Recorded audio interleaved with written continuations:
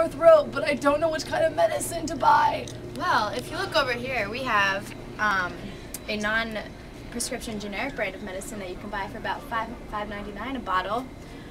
Although, I think it might be stronger than that. well, you can have your doctor write you a prescription for amoxicillin, which is going to cost you about $45. So it's up to you whether you want to get a little bit better with the generic medicine or pay more and get better sooner.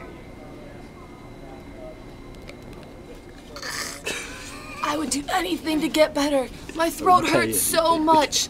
I will go to the doctor and pay, no matter what the cost. This is a seemingly simple situation, but there are actually a lot of economic principles that Kelsey thought over while making her decision. Kelsey's level of sickness is making her choice between medicines inelastic.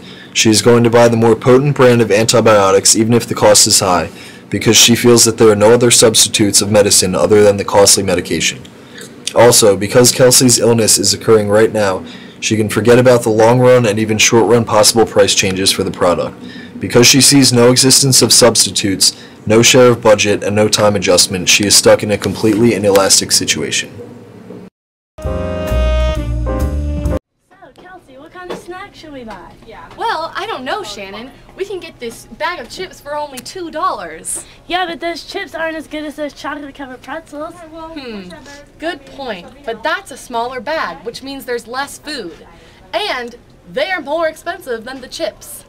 Would it be smarter for us to buy more food for less money? What do we do? This is another common decision-making problem people run into every day. The answer to their problem is simple. Go with the chocolate-covered pretzels if they are of better quality than the chips. Food companies that offer huge portions of their product for an extremely low price generally do not produce the highest quality of ingredients. One's marginal utility or extra benefit from consuming the big bag of chips would begin to decline after a certain point while eating. If they go with less food and buy the more expensive but better tasting chocolate-covered pretzels, their marginal utility will remain consistent the entire time because they are like a rare delicacy to the customer. Okay, this is a really important decision. What kind of soda should we buy for the party tonight? Well, how much money do you have? Well, I just got my paycheck, so I have $8. Oh. Well, it looks like the store we're about to go to only carries Dr. Pepper and Pepsi. I know the Pepsi's about $1 a bottle and Dr. Pepper is about $2 per bottle. Well, I like Pepsi about this much, but I like Dr. Pepper about this much. Okay, so it seems like you like Dr. Pepper a little bit more than Pepsi. How many of each bottle should we buy? I don't know. What do we do? In this scenario, Kelsey and Chelsea need to think like economists in order to buy the right amount of each soda with their $8. Kelsey likes Pepsi just a little bit less than Dr. Pepper, so let's say she values Pepsi at 20 utils and Dr. Pepper at 30 utils. From this, she would have to think about her benefit from each soda compared to the cost of each soda.